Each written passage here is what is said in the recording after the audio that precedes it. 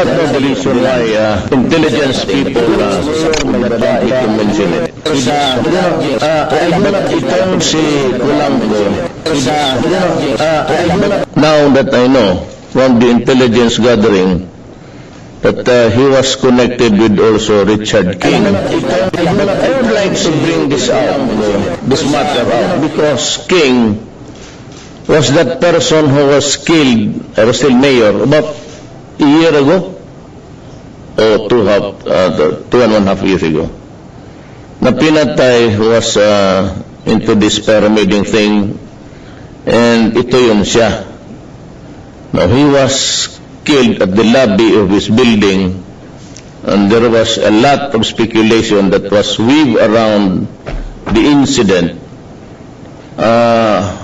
Pagkaalam ko kasi dito, he was killed at the instance or at the behest of a police colonel who is now also in prison. His name is Filonia. I forgot his first name. Nandito. So, the initial whisper before, and even before his killing, was that he was into drugs. And I think he is, ang problema dito, I was in constant touch with the family because they were also interested. Bakit? Pagka hindi ganon, huli at pagpatay, marami talagang ano yan. Now, I'm sorry now to say in public and to the family who is in Cebu that after all, your son or your brother was involved in the drug front. Ang chismis ka nito na pinatay because of a love triangle, menage a trois, they called it, because magkaibigan niya sila ng asawa niya, sa asawa ng kabila. But it turned out that sa drugs ito siya.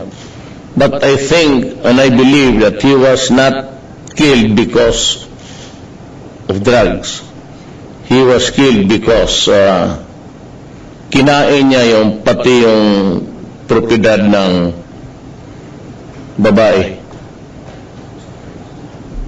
I cannot mention the name, but ito these are the, again,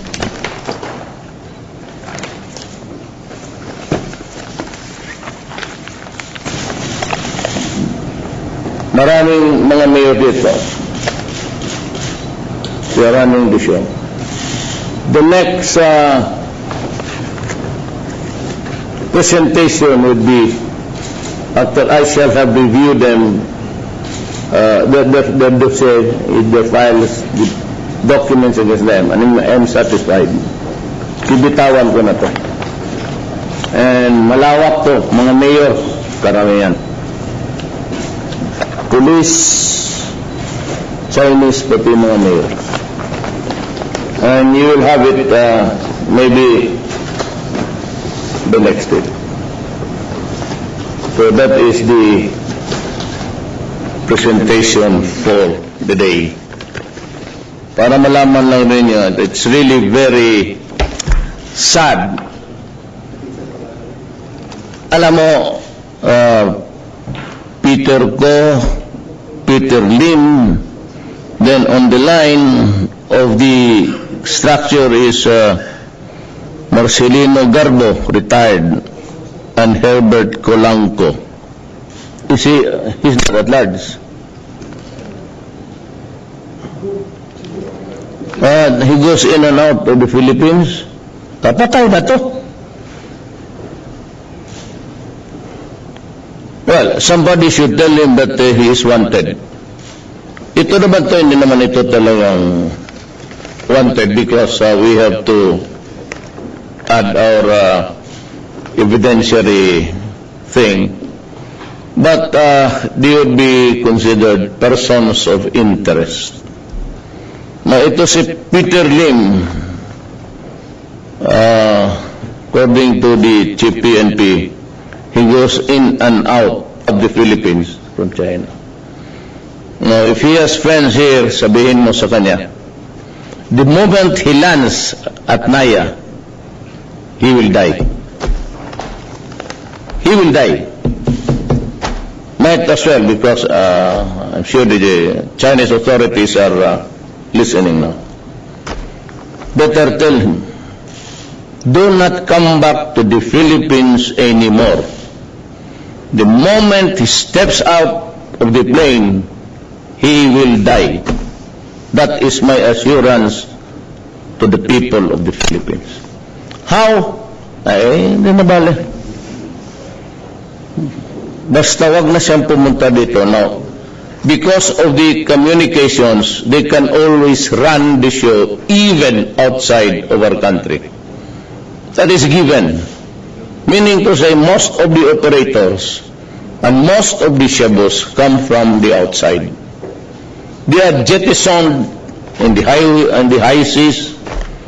And yung iba, meron ba nilalagyan nila ng GPS just to facilitate the location where the drug was thrown overboard.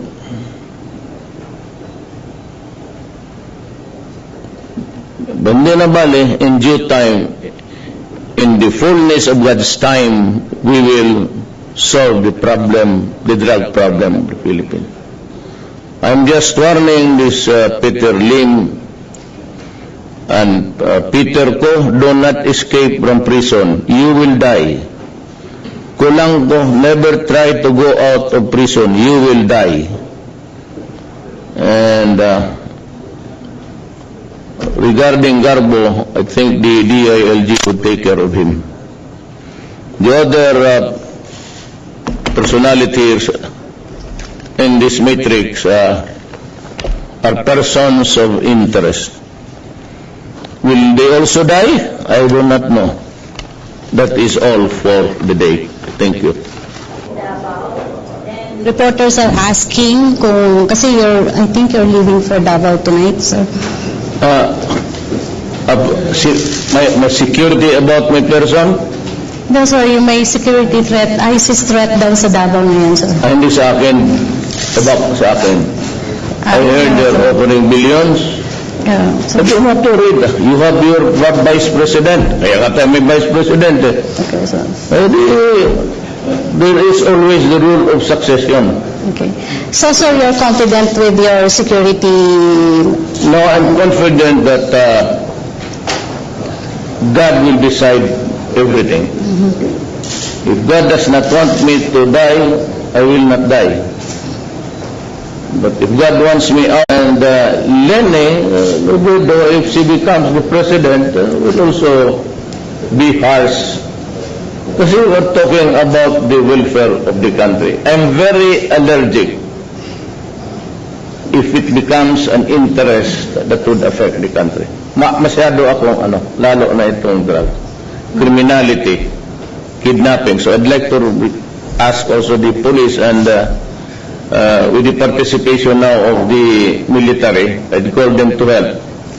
Do not forget the kidnap or ransom. But you might want to know that yung mga kidnap or ransom, murder for hire, they've shifted their operations and their money-making schemes dito sa drugs. Mas dali gawin with the least danger to themselves. I'm sure as the drug problem would go down, then you expect the criminality of drug for hire and kidnapping will also rise. It just never end. You know what, as long as we have a society, for as long as there are laws that allows men to do this freely, they can do it because we do not, this is not a fast state. This is not a state where you can just stop a civilian and search this person and ask questions. That is not allowed under the law, our laws. Kaya nagkakaroon tayo ng problema. In autocratic countries, mahirap. Talagang, tapos naman may death penalty, dito wala.